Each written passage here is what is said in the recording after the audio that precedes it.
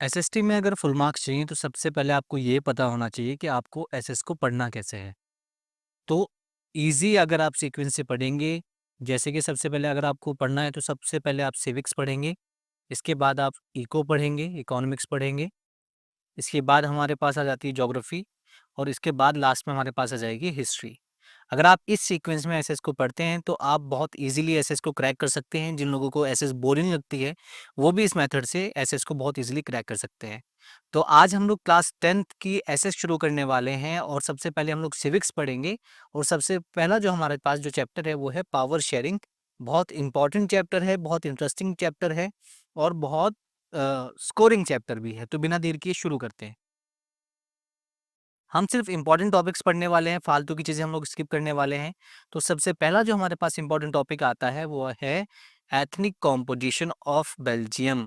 Belgium की ethnic composition आपसे पूछी जाएगी, ये आपसे 3 मार्क्स में जनरली पूछी जाती है। तो बिना देर के शुरू करते हैं। तो कह रहे हैं कि बेल्जियम एक छोटी सी यूरोपियन कंट्री है, हरियाणा से भी छोटी है साइज में और इसकी पॉपुलेशन लगभग 1 करोड़ है। लेकिन इस छोटी सी कंट्री की एथनिक कॉम्पोजिशन बहुत ही ज़्यादा कॉम्प्लेक्स है, यहाँ पे अलग-अलग कल्चर के लोग रहते हैं। 59% पॉपुलेशन जो है वो फ्लेमिश रीजन में रहती है और डच बोलती है। इनमें से फ्लेमिश रीजन ये येलो वाला है, यहाँ पे डच बोलने वाले लोग रहते हैं। 40% जो पॉपुलेशन है वो वेलोनिया रीजन में रहती है और फ्रेंच बोलती है।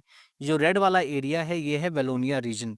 इसके बाद कह रहा है कि 1% जो पॉपुलेशन है वो बोलती है जर्मन। ये जो इधर ये छोटा सा एरिया नजर आ रहा है ये है जर्मन बोलने वाले लोगों का। अब कह रहे हैं कि बेल्जियम की जो कैपिटल है वो ब्रुसेल्स है, जहाँ पे 80% पॉपुलेशन फ्रेंच बोलने वालों की है और 20% पॉपुलेशन है डच बोलने वालों की। ओवरऑल अगर कंट्री में देखें तो डच बोलने वाले लोग मेजॉरिटी में हैं, लेकिन कैपिटल में अगर हम देखें तो ठीक इसका उल्टा है, जहाँ पे फ्रेंच मेजॉरिटी में है और डच बोलने वाले माइनॉरिटी में है। The French speaking minority was richer and more powerful which cause resentment among Dutch speakers.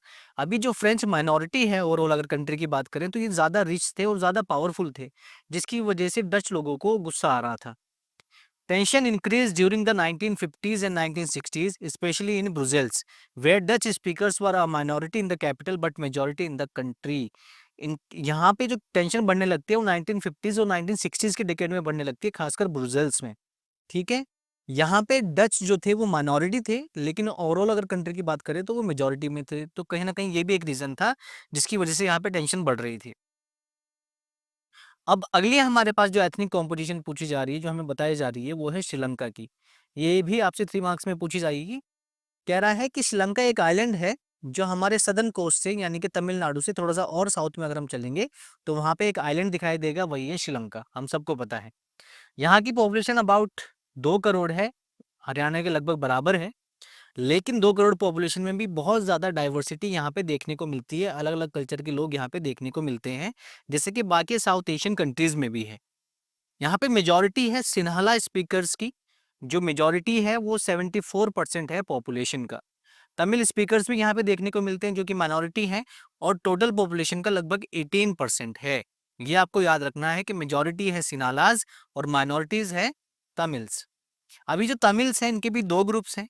पहला है श्रीलंकन तमिल्स का जो कि 13% है, जो कि यहीं के हैं, इसी कंट्री के हैं ओरिजिनली, और बाकी के जो 5% हैं वो हैं इंडियन तमिल्स। ठीक है, जो इंडियन तमिल्स हैं वो है 5%। अब ये इंडियन तमिल्स यहाँ पे कहाँ से आ गए? तो ब्रिटिश एरा में कुछ लोग इंडिया से लाए गए थे प्लांटेशन वर्क के लिए, तो ये उन्हीं के डिसेंडेंट्स हैं, उन्हीं के वंशज हैं। ठीक है? आगे कह रहा है Sri Lankan Tamils mainly live in the north and east of the country. अब यहाँ पे इस मैप में देखो, जो ये श्रीलंकन तमिल्स हैं वो इन वाले रीजन्स में आपको देखने को मिलते हैं।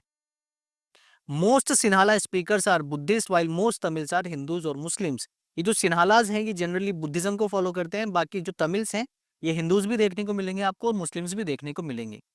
About 7% of the population is Christian, including both Tamils and Sinhalas. पूरी पॉपुलेशन का अगर बात करें तो 7% क्रिश्चियंस भी यहाँ पे देखने को मिलते हैं, जो तमिल्स कम्युनिटी से भी बिलोंग करते हैं और सिन्हाला कम्युनिटी से भी बिलोंग करते हैं। अगला हमारे पास जो टॉपिक है बहुत इंपॉर्टेंट टॉपिक है, ये आपसे 5 मार्क्स में पूछा जाएगा, मेजोरिटेरियनिज्म इन श्रीलंका। सबसे पहले ये होता क्या है, मेजोरिटेरियनिज्म होता क्या है? The belief that the majority community should rule, ignoring the needs and wishes of the minorities. वो बिलीव जिसमें मेजॉरिटी को ये लगता है कि भाई हमारा ही रूल कंट्री में चलना चाहिए, माइनॉरिटी क्या चाह रही है, माइनॉरिटी के साथ क्या हो रहा है उससे हमें मतलब नहीं है। ये जो फिलॉसफी है इसे बोलते हैं मेजोरिटेरियनिज्म। तो इसे शुरू करते हैं। कह रहा है कि Sri Lanka emerge as an independent country 1948। 1947 में इंडिया इंडिपेंडेंट होता है और 1948 में होता है Sri Lanka independent. Elected majority government adopted measures to establish Sinhala supremacy. हम सबको पता है कि मेजॉरिटी कौन सी थी श्रीलंका में, सिन्हालाज थे। अब ये इस तरह की पॉलिसीज बनाते हैं जो सिन्हालाज को सुप्रीम बनाती हैं, जो सिन्हालाज के फेवर में थी। कह रहा है कि 1956 act made Sinhala the only official language ignoring Tamil. सबसे पहले इन्होंने 1956 में एक एक्ट बनाया जिसके हिसाब से सिन्हाला को ऑफिशियल लैंग्वेज बना दिया और तमिल्स को इग्नोर कर दिया। Government policies favoured Sinhala people in education and government jobs. Government jobs में भी, एजुकेशन में भी सिन्हालाज को ही फेवर कर रही थी government policies. The new constitution give special protection to Buddhism. ये जो नया कॉन्स्टिट्यूशन बनाया गया, इसमें कहा गया है कि जो कॉन्स्टिट्यूशन है बुद्धिज्म को प्रोटेक्ट भी करेगा और प्रमोट भी करेगा। और हम सबको पता है बुद्धिज्म कौन फॉलो कर रहे थे, सिन्हालाज फॉलो कर रहे थे। आगे कह रहा है कि इन सारे चीजों की वजह से, ये सारे के सारे फेवर्स जो सिन्हालाज के लिए कर रही थी गवर्नमेंट, इसकी वजह से Sri Lankan Tamils felt alienated. Alien मतलब होता है कि इन्हें बाहर का फील कराया जा रहा था। इन्हें ऐसा लगने लगा कि भाई हम लोगों को ये कंट्री अपना समझती नहीं है, हम लोगों को ये बाहर का समझती है। Buddhist Sinhalas leaders were not sensitive to their language and culture. अब यहाँ पे जो सिन्हाला गवर्नमेंट बनी है, जो बुद्धिस्ट सिन्हाला गवर्नमेंट बनी है, ये तमिल्स के ना तो लैंग्वेज पे ध्यान दे रही है, ना ही उनके कल्चर को लेके सेंसिटिव है। Government discriminated against them in getting jobs and other opportunities. चाहे जॉब्स की बात हो, चाहे दूसरी अपॉर्चुनिटीज की बात हो, इनके साथ बहुत ज्यादा डिस्क्रिमिनेशन किया जा रहा था, जिसकी वजह से तमिल्स और सिन्हालाज में टेंशन बढ़ती गई। आगे कह रहा है कि आगे चल के श्रीलंकन तमिल्स ने कुछ डिमांड रखी। सबसे पहले इन्होंने कहा कि जो तमिल है इसे भी एक ऑफिशियल लैंग्वेज बना दिया जाए। They asked the regional autonomy and equal opportunities in education and jobs. इन्होंने ये कहा कि जहां जहां पे तमिल्स जो है वो मेजॉरिटी में है, वहां पे रीजनल ऑटोनॉमी दे दी जाए।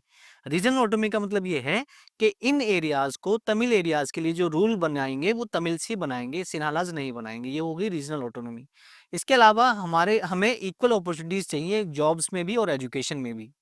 लेकिन इनकी जो डिमांड्स हैं ये बार-बार रिजेक्ट कर रही थी Sinhala government. Ultimately by the 1980s in Tamils ने कहा कि हमें अपना एक अलग से एक कंट्री चाहिए, अलग से एक तमिल स्टेट चाहिए।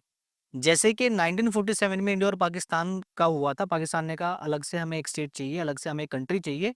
इन तमिल्स ने भी ये कहा कि जब आप हमारी नहीं सुन रहे हैं, ठीक है? आप सारी की सारी जो फ़ेवर कर रहे हैं, वो सिन्हालाज़ को कर रहे हैं, तो हमें अपना तमिल कंट्री अलग से चाहिए। और वो कंट्री कहाँ पे बनेगी? जहाँ-जहाँ पे ये जो तमिल्स हैं मेजॉरिटी में, यानी कि नॉर्थ में और ईस्ट में।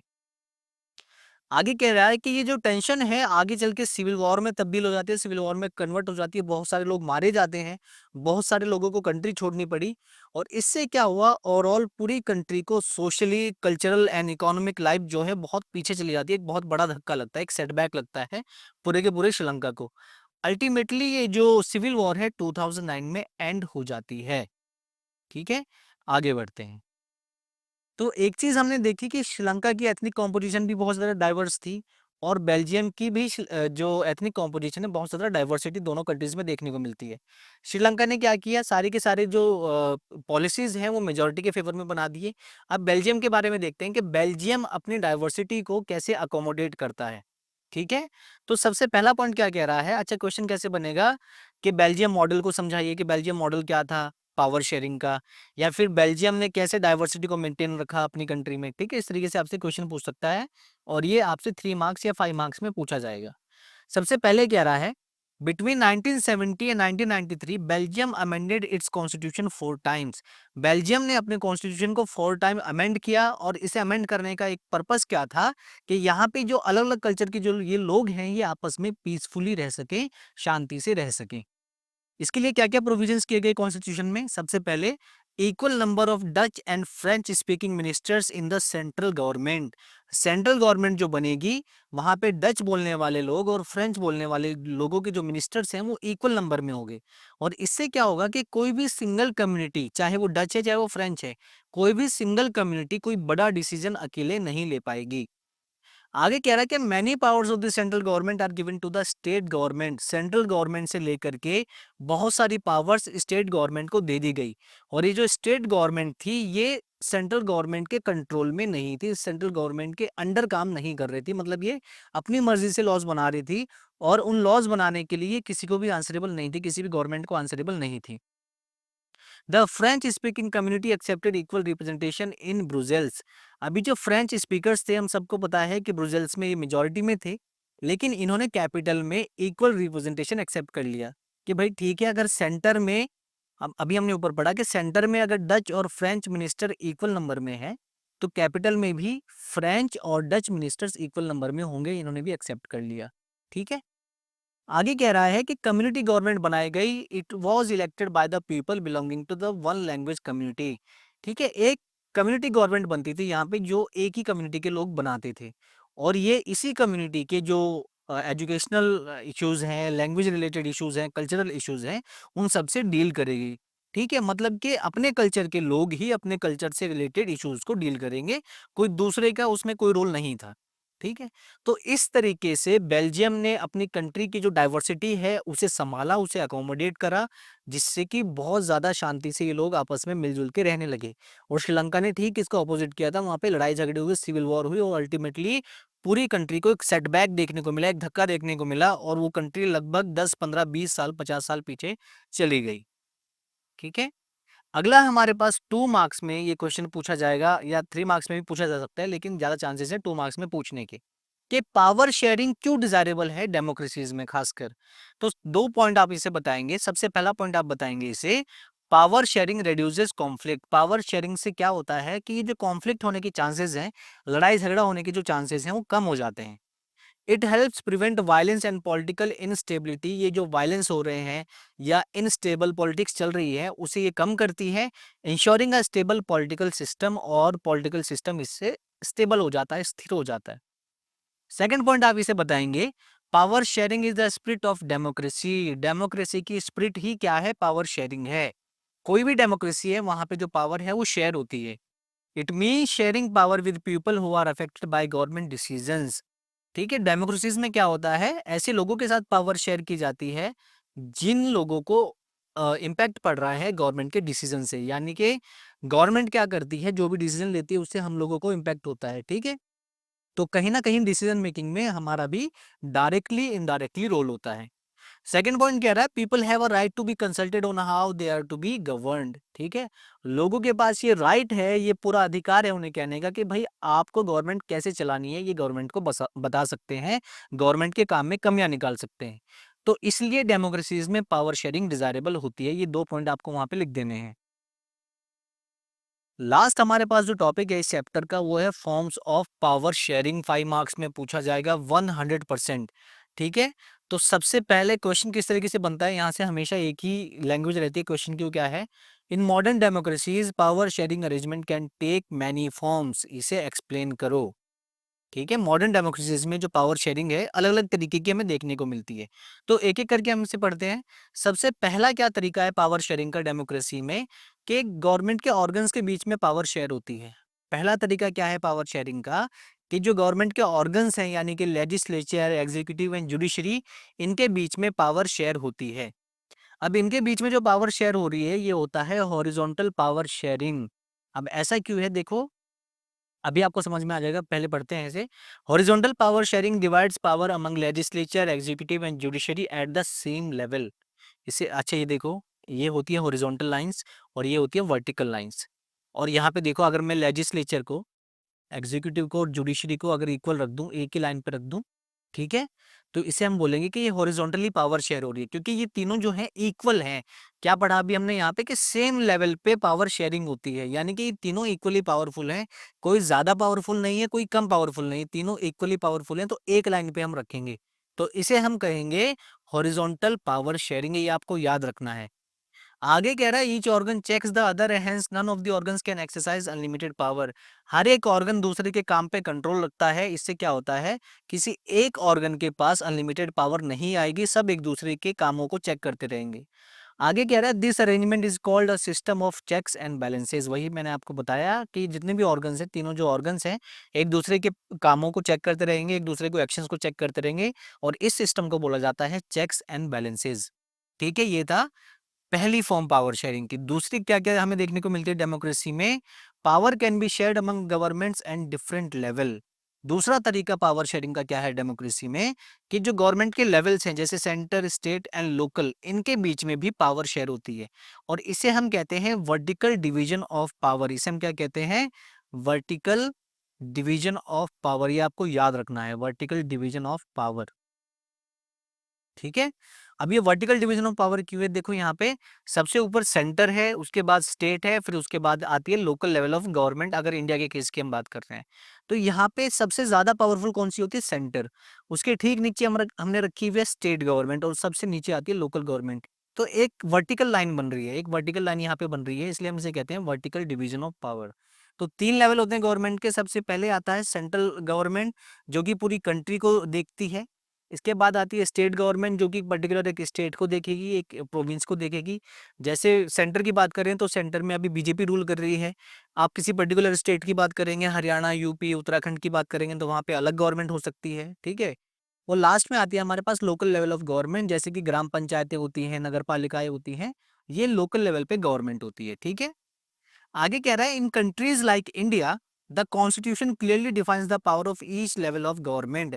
हमारा कॉन्स्टिट्यूशन क्लियरली ये बताता है कि कौन सी गवर्नमेंट की कितनी पावर है, कौन सी गवर्नमेंट क्या क्या कर सकती है, और इसे ही हम बोलते हैं फेडरल डिवीजन ऑफ पावर। इस पावर शेयरिंग को हम क्या बोलते हैं, फेडरल डिवीजन ऑफ पावर। और ये जो फेडरल डिवीजन हमने देखा था, ये बेल्जियम में भी देखा था, बेल्जियम ने भी पावर इसी तरीके से शेयर करी थी, लेकिन श्रीलंका ने ऐसा करने से मना कर दिया था, और बाद में उसका रिजल्ट उसे भुगतना पड़ा था, हम सबको पता है। ठीक है, तो 2 तरीके अभी हमने पढ़े पावर शेयरिंग के। पहला है डिफरेंट ऑर्गन्स के बीच में पावर शेयर होती है, और दूसरा हमने क्या पढ़ा, डिफरेंट गवर्नमेंट लेवल्स के बीच में भी पावर शेयर होती है। आगे बढ़ते हैं। थर्ड हमारे पास आता है पावर में also be shared among different social groups. एक सोसाइटी में आपको अलग अलग सोशल ग्रुप्स देखने को मिलेंगे, अलग अलग रिलीजन के लोग, अलग अलग लैंग्वेज बोलने वाले लोग आपको देखने को मिलेंगे। तो कुछ कंट्रीज में कॉन्स्टिट्यूशन क्या काम करता है, इन वीकर सेक्शंस को, जैसे इंडिया की अगर हम बात करें तो वुमेन को हम वीकर सेक्शन में काउंट करते हैं आज की डेट में भी, और दूसरे जो हमारे पास वीकर सेक्शंस हैं जैसे कि एससी हो गया, एसटी, ओबीसी, इन सब के लिए कॉन्स्टिट्यूशन कुछ स्पेशल प्रोविजन करके रखता है। जैसे कि फॉर एग्जांपल समझो, हमारे यहाँ इंडिया में हमने कुछ रिजर्व सीट्स रखी हुई हैं बैकवर्ड क्लासेस के लिए, चाहे वो विधानसभा की बात हो, स्टेट असेंबली की बात हो, या फिर वो पार्लियामेंट की बात हो। दोनों ही जगह आपको एससी, एसटी, ओबीसी के लिए रिजर्व सीटें मिलेंगी, वुमेन्स के लिए रिजर्व सीटें मिलेंगी। आगे कह रहा है this is to give minority communities a fair share in power.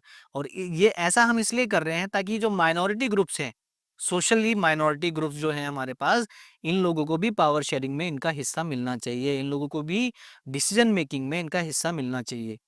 Fourth हमारे पास आ जाता है power sharing in political parties, pressure groups and movement control और इन्फ्लुएंस दोज इन पावर। ठीक है, अब कुछ प्रेशर ग्रुप्स क्या करते हैं, जो पावर में लोग काम कर रहे हैं, जैसे कि जो बीजेपी है, या जो भी सेंट्रल गवर्नमेंट है, या जो कि स्टेट गवर्नमेंट है, जो भी पार्टी इस समय पावर में है, उन्हें प्रेशराइज करके उनसे काम निकलवाते हैं। ये भी एक तरीका है पावर शेयरिंग का। देखो कैसे, democracy allows free competition among political parties. Democracy में पॉलिटिकल पार्टीज के बीच में कंपटीशन होता है और फ्री एंड फेयर होता है। Over time power get shared among parties representing different ideas and social groups. ठीक है, अलग अलग टाइम पे अलग अलग पॉलिटिकल पार्टी जीतेगी। ठीक है, स्टेट लेवल पे अलग पॉलिटिकल पार्टी जीत रही है, सेंट्रल लेवल पे अलग पॉलिटिकल पार्टी जीत रही है, और इन सबके आइडियाज, इन सबके जो फिलोसफीज हैं वो अलग अलग हैं, जो अलग अलग सोशल ग्रुप्स को रिप्रेजेंट करती हैं। तो इस तरीके से भी पावर शेयरिंग हो रही है। ठीक है, अलग अलग पॉलिटिकल पार्टीज पावर शेयर कर रही हैं अलग अलग सोशल ग्रुप्स के बिहाफ पे। आगे कह रहा है when two or more parties form an alliance to contest election it is called a coalition. Hindi में इसे बोलते हैं गठबंधन। ये वर्ड आपने बहुत बार सुना होगा, गठबंधन। जब दो पॉलिटिकल पार्टीज मिलती हैं उसे हम कहते हैं गठबंधन बनाया है इस पॉलिटिकल पार्टी ने, इंग्लिश में बोलते हैं इसे कोलिशन। कह रहा है इफ इलेक्टेड, अगर ये गठबंधन जीत जाता है, they share power by forming a coalition government, तो ये गठबंधन की सरकार बनाते हैं और आपस में पावर शेयर करते हैं। आगे कह रहा है कि interest group like traders, farmers, workers and industrialist they influence government decision. इनकी वजह से भी गवर्नमेंट डिसीजन इन्फ्लुएंस होते हैं, गवर्नमेंट डिसीजन इन पे भी डिपेंड करते हैं कहीं ना कहीं। So they share power by joining committees और प्रेशरिंग डिसीजन मेकर्स। अभी जो सरकार है, यानी कि जो डिसीजन मेकर, ये जो सरकार है, इन्हें प्रेशराइज करके इनसे अपने फेवर में डिसीजन लेना, ठीक है, डिसीजन दिलवाना, ये भी एक तरीका है पावर शेयरिंग का। तो ये 4 मेथड्स हो गए हमारे पास पावर शेयरिंग के, ये 4 अरेंजमेंट्स हो गई हमारे पास पावर शेयरिंग की, जो आपसे 5 मार्क्स में पूछी जाएंगी। आपको ये याद करना है, और इसकी जो पीडीएफ है आपको डिस्क्रिप्शन में मिल जाएगी, ताकि आपको अलग से नोट ना बनाने पड़े। और सिर्फ हमने इंपॉर्टेंट ही पढ़ा है इस चैप्टर में, जितना भी इंपॉर्टेंट है वो सारा हमने कवर कर लिया। ठीक है, तो अगर ये वीडियो आपने यहाँ तक देखी है तो आपको ये वीडियो लाइक करनी है और हमारे चैनल को सब्सक्राइब करना है, और अपने दोस्त जो इस बार क्लास 10 का बोर्ड देने वाले हैं उनके साथ इस वीडियो को शेयर कर लेना है। जल्दी मिलते हैं नेक्स्ट वीडियो में, तब तक के लिए जय हिंद and all the best. Take care everybody.